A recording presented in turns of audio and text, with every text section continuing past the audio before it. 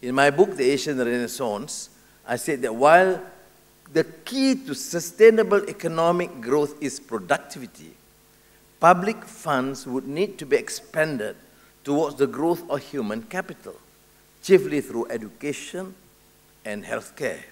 Additionally, poverty eradication and the creation of humane living and working conditions must remain paramount.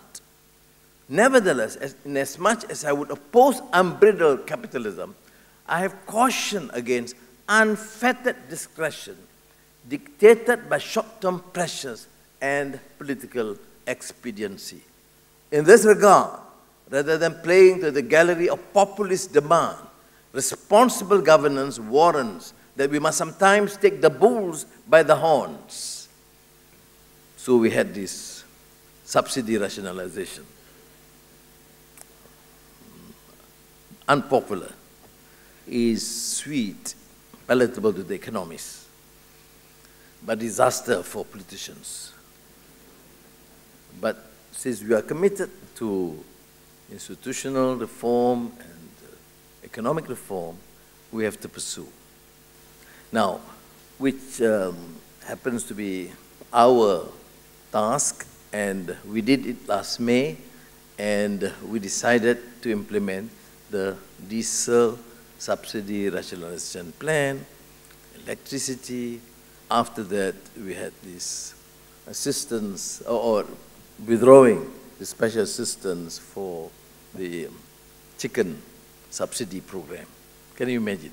You subsidize everything, and we are most democratic. We subsidize the rich and the poor and foreigners and anybody. And that has to stop. Rather than taking the safe course of merely paying lip service while being frozen in action, as previous governments had done, we had to summon firm political courage to take this course of action at the risk of being unpopular. Not too unpopular, because we have to survive the next elections. Now, we had to choose to play safe and do nothing, knowing that the continued situation would only take us on the road to bankruptcy. Then that would be a dereliction of moral duty, of good and responsible governance. But do we take this action, including implementing electricity tariff adjustments and floating prices of certain essentials in order to inflict pain and suffering on the rakyat? Certainly no. On the contrary, while the majority of the people would continue to enjoy the subsidies that they deserve, the wealthy and the big industries must pay what they ought to. So when I say subsidy rationalization, it actually did not affect the changes, because the subsidy continues for the vast majority of our people, what we call B40, M40, and probably the low T20.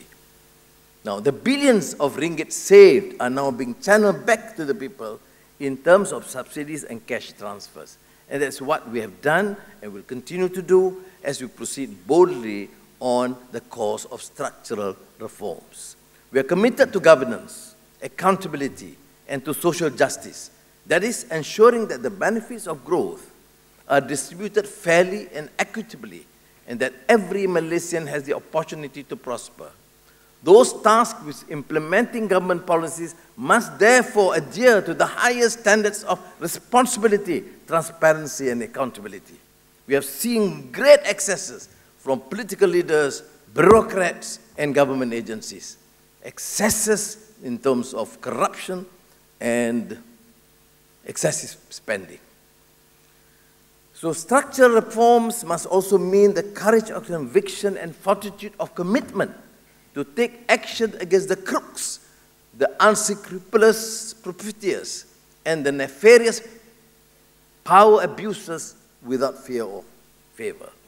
Our measures at structural reforms are already proving to be effective, as evidenced by the performance of the ringgit, the phenomenal increase in investments, and the positive trajectory of our economic growth.